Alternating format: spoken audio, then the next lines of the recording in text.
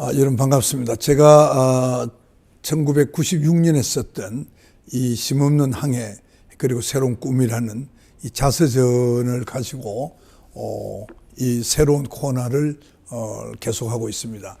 이 책에 제가 이제 본론으로 들어가기 전에 진의장, 이분은 시인이고 그러면서 화가시고 했습니다. 이 진의장 선생님은 서울 법학대학을 졸업하시고 세무서장도 하셨고요.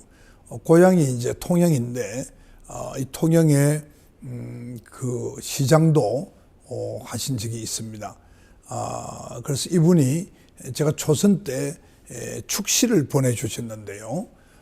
그게 1996년 10월 달입니다. 제가 이분하고는 제가 부산에 이제 봉생병원 원장으로 있을 때 이분이 이제 목이 안 좋으셔가지고 서울의 세브란스 병원에서 수술을 받게 돼 있었는데 그 수술이 이제 굉장히 많이 이렇게 이제 딜레이 돼가지고 석 달 동안 기다려가지고 석 달 후에 하도록 돼 있다고 그러는데 굉장히 본인은 고통스러워 하시고요. 그래서 제가 뭐 수술을 나중에 가서 하더라도 우선 저에게 좀 입원을 해서 치료를 좀 해봐라. 그래서 제가 한 2주간 입원을 해서 이제 치료를 해드렸습니다. 근데 2주 후에 완전히 좋아져 버렸어요. 제가 뭐 그래도 특별한 뭘 시술을 한 것도 아닌데요. 제가 이제 하는 여러 가지 고식적인 치료 방법으로 했는데 완치가 되었어요. 그래서 이분이 아마 서울법대 다니면서 학생회장을 하셨던 것 같아요. 그때 이제 국회의원이 됐던 그 당시 63세대인데 그분들의 친구분들이 그것을 알고는 국회의원이 된 사람들, 특히 그 중에 제가 이제 가깝게 지냈던 이재호 국회의원 있죠. 그 이재호 의원을 통해서 제가 척추 신경외과에 아주 그 명이다 하는 이제 소문이 국회에 많이 나기도 했던 숨은 얘기의 주인공이기도 합니다. 이분이 제게 그 축시를 보냈는데요. 그 축시의 제목이 가라 푸른 여명이 숨쉬는 곳으로 이렇습니다. 그래서 제가 이것을 낭독을 해서 진의장 선생님의 그 아름다운 시를 제 유튜브에 영원히 기록으로 남기고자 합니다. 나는 오늘 높이 나는 한 마리 새를 보았네. 그대의 뜨거운 가슴 속에 숨겨둔 꿈을 보았네. 가라 멀리 떠나가라. 저 넓은 대양을 향해. 어디로 갈 거나 방황을 두려워하지 말고 어찌할 거나 고뇌를 무서워 말라. 가라 자유가 있는 곳으로, 꿈이 있는 곳으로, 그리고 푸른 여명이 숨쉬고 있는 곳으로. 이상은 높이 날게 하는 힘찬 날개짓이요, 자유는 온누리 더 넓게 보는 매의 눈이다. 자유와 이상이 그대의 몸속에 살아있는 동안 인생은 시들지 않는 꽃이 될지니 인술로 생명에 기쁨을 주던 그대의 손으로 온누리에 행복을 심어줄 사색과 행동을 멈추지 마라. 저는 그 마지막 구절에 그 사색과 행동을 멈추지 말라 하는 이 말을 제가 굉장히 감명을 요즘 애들 이야기로 하면 먹었다 그럴까요? 제가 늘 가슴에 품고 20년간 정치 일을 하는데 품고 있다는 말씀을 이렇게 드립니다. 이제 오늘 본격적으로 이제 시작을 하는데요. 보통 이제 이 자서전을 쓰면 되게 이제 출생에서부터 이야기해서 이렇게 순서대로 쓰는데 저는 그것보다도 제가 맨 먼저는 이 이제 운명의 사계절 4개월이라고 해서 제가 아주 그 운명적이었던 그 얘기를 먼저 좀 하고자 합니다. 제가 이제 소제목을 청년 의사에게 던져진 운명 이렇게 했는데요. 사실 이제 결혼 이야기를 먼저 하지 않을 수가 없습니다. 제가 사실 고등학교 3학년 때 데이트라고 그럴까요? 만나는 여학생이 한 사람 있었습니다. 근데 그분은 이제 재수를 해서 이화여대 신문방송학과에 가시고요. 저는 이제 부산의과대학에 가게 됐죠. 그리고 이제 친구로서 이렇게 이제 가까이 지내다가 그분이 학부사 기자가 되고, 이제 바쁘고 또 서울 부산 떨어져 있고, 저도 이제 대학생으로서 시간을 많이 낼 수가 없었기 때문에 만나기가 그렇게 이제 뭐 한 달에 한 번도 만날 수가 없었지 않겠습니까? 이제 그런 지금 생각해 보면 그냥 뭐 이렇게 짝사랑했다고 그럴까요? 하여튼 마음으로 제가 굉장히 좋아했던 이 학생인데요. 이 그분 덕분에 제가 제 아내를 만나게 됩니다. 제 아내는 봉생병원의 무남동녀 외딸로 김문목 박사의 무남동녀 외딸로 외딸이시고요. 저는 이제 그 같은 초량에 제가 살고 있었는데 제가 이제 정윤자오자 아버지의 제가 차남이었죠. 우연히 사실은 서울의 이화여대 정문 앞에서 만나게 됩니다. 근데 왜 이제 이 여학생 덕분에 만났느냐? 사실 제가 본과 4년을 그러니까 헤어지기는 이제 마지막 만난 것이 본과 예과 2학년 말이었는데요. 그러고 난 뒤에는 본과 들어가기 전에 1월 달에 한번 만나고는 이제 4년간 못 만났죠. 이제 만날 수 없게 이제 완전히 헤어졌는데요.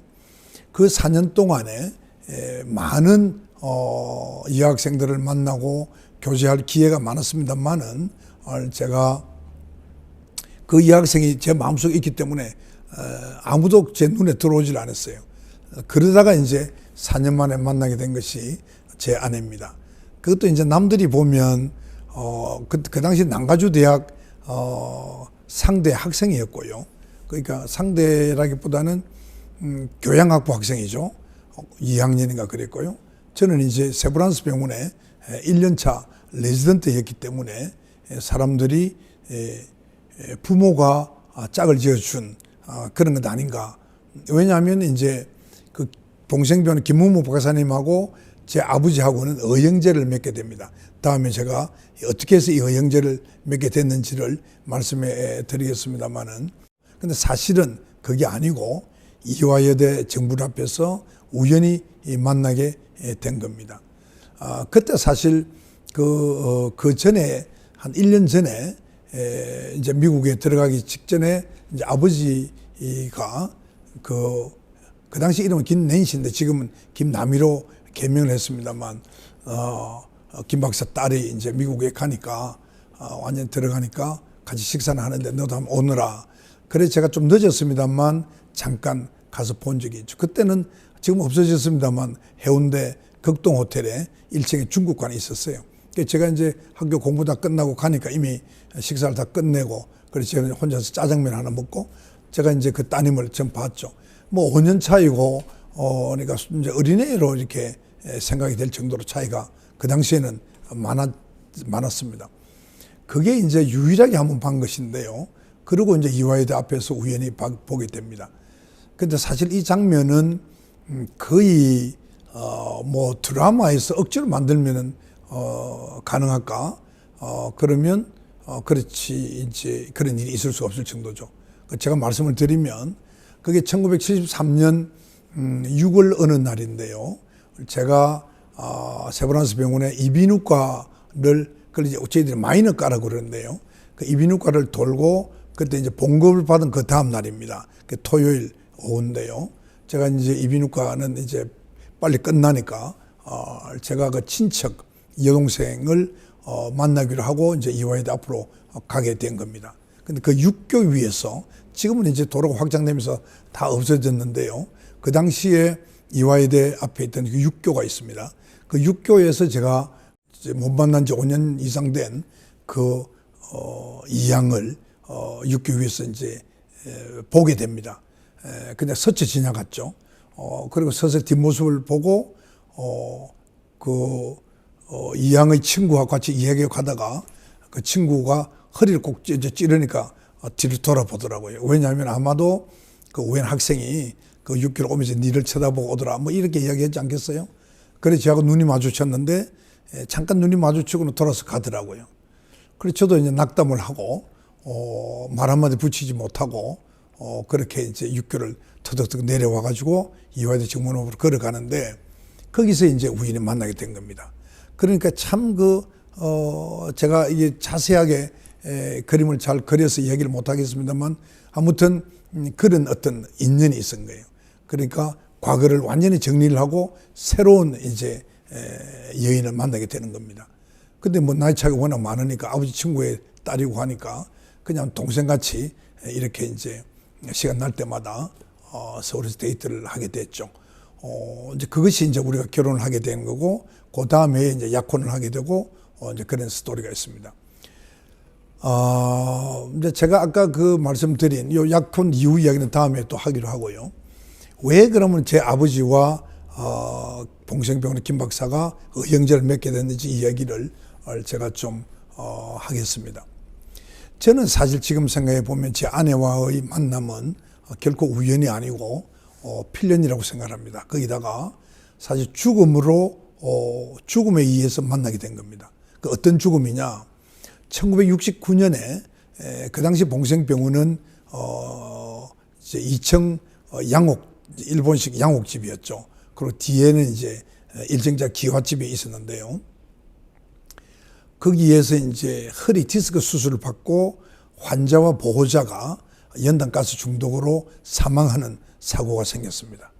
근데 그때 돌아가신 그 환자가 바로 저에게는 외오촌 아저씨였어요.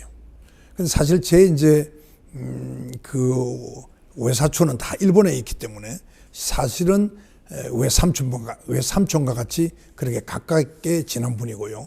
그분은 이제 구간 입구라고 그랬는데 어디냐면 저 동구청에서 지금 경남여중으로 바뀌었습니다만 중앙초등학교로 동구청에서 한 500m, 400m 떨어져 있는 곳을 저희들이 이제 구외관이죠. 구관 입구라고 그랬는데 거기서 조그만 식당을 하고 계신 분입니다. 그러니까 자연히 그 큰 엄청난 사건을 이제 해결하는데 제 아버지가 나서지 않을 수가 없었습니다. 왜냐하면 제 아버지는 제 어머니의 고향인 제 외가가 주로 살던 곳에 이제 그게 웅동인데요.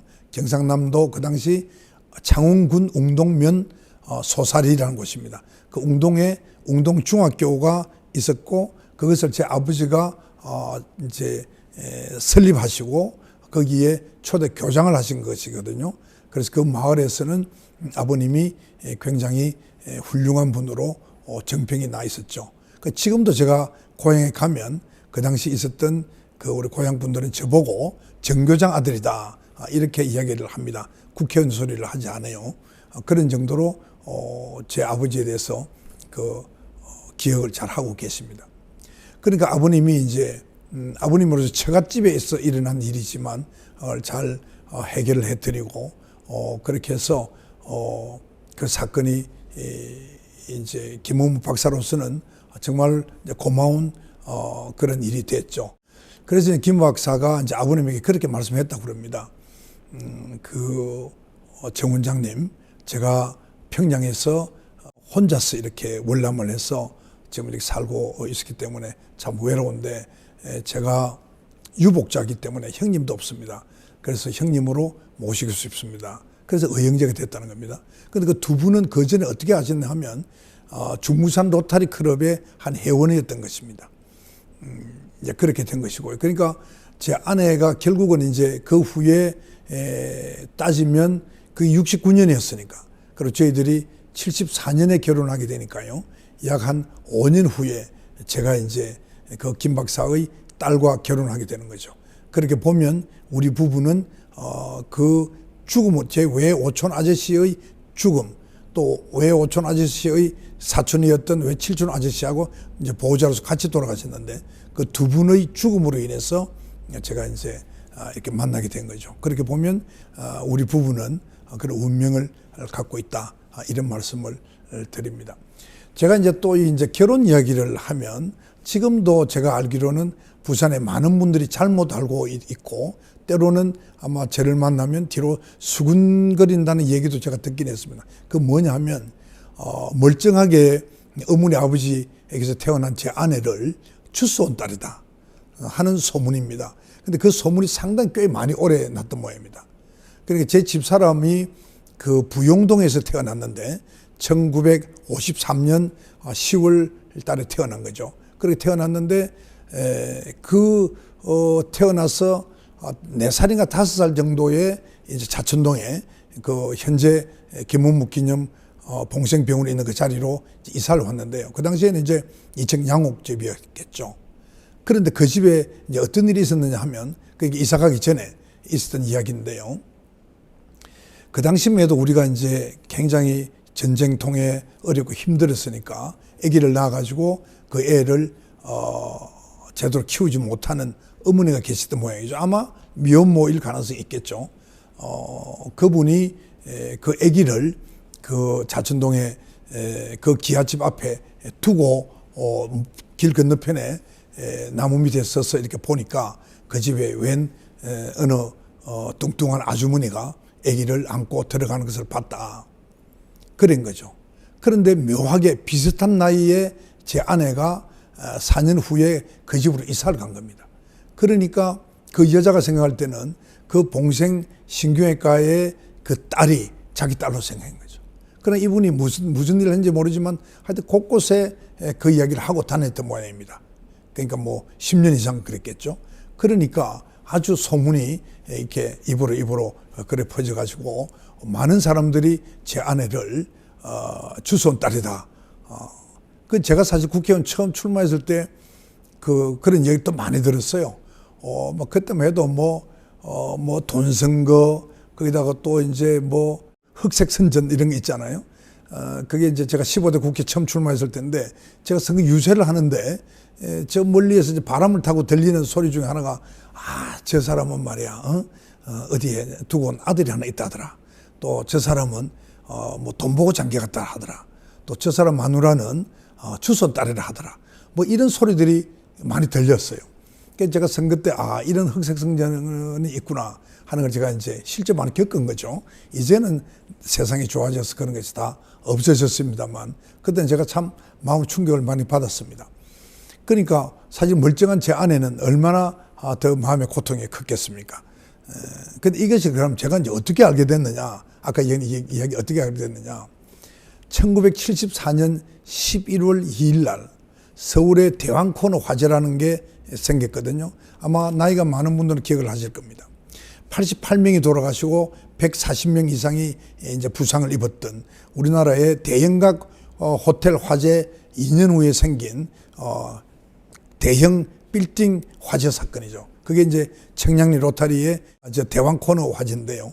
거기에는 나이트클럽도 있었고 브라운 호텔이라는 호텔도 있었고 SDA 학원도 있었고 많은 그 복합 이제 근린생활 시설들이 많이 있었던 곳인데요. 거기서 화재가 났었는데 그때 장인 어르신이 돌아가시게 됩니다. 그 화재 사건으로 돌아가셨는데 왜 그러면 그렇게 했느냐?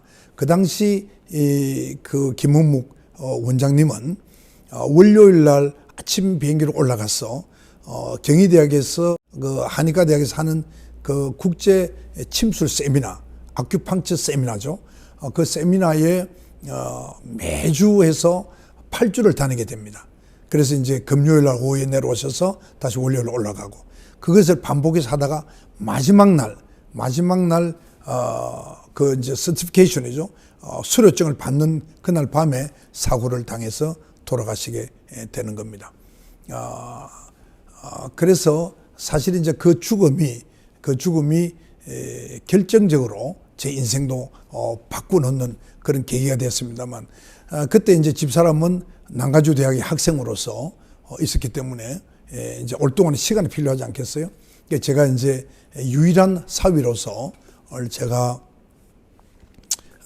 그 이제 상주로 있은 거죠. 그때 이제 이틀인가 3일 후에 제 아내가 도착을 했는데요. 그것을 기다리고 있었는지 웬 아주머니가 와서 제 아내를 안고 아이고 야야 내가 내 애미다 하고 이제 끌어안고 막 울고 이런 겁니다. 그러니까 주변에 친척들이 깜짝 놀래가지고 이게 무슨 소리냐? 얘는 내가 옛날에 그 우리 부영동 살 때 우리 집에서 태어난 애고 내가 받은 애인데 당신이 어떻게 해서 당신 애라고 하느냐 하니까 그 여자가 그렇게 설명을 한 겁니다. 그래서 그 내 친척 그 이모부가 그 여성을 데리고 그게 부용동이 내 기억에도 맞지 싶습니다만 그 동사무실에 가서 그 출생 신고를 보고 57, 8년에 이쪽으로 이사를 한 것에 이제 그게 다 자료가 있었던 거예요. 그걸 보고 그 여인이 아이고 죄송합니다. 제가 잘못 알았습니다. 하고 이제 가신 거예요. 이제 그로 인해 가지고 모든 것이 클리어된 거죠. 사실과 다른 것도 알게 되고 왜 이런 오해가 생기게 됐는지도 알게 된 겁니다. 제가 요 다음 시간에는 제가 왜 그때 사위라고 말을 할 수 있었는지, 왜냐하면 제가 법적으로 사위였거든요. 약혼식밖에 하지 않았는데 그 이야기를 다음에 말씀드리도록 하겠습니다. 여러분 감사합니다.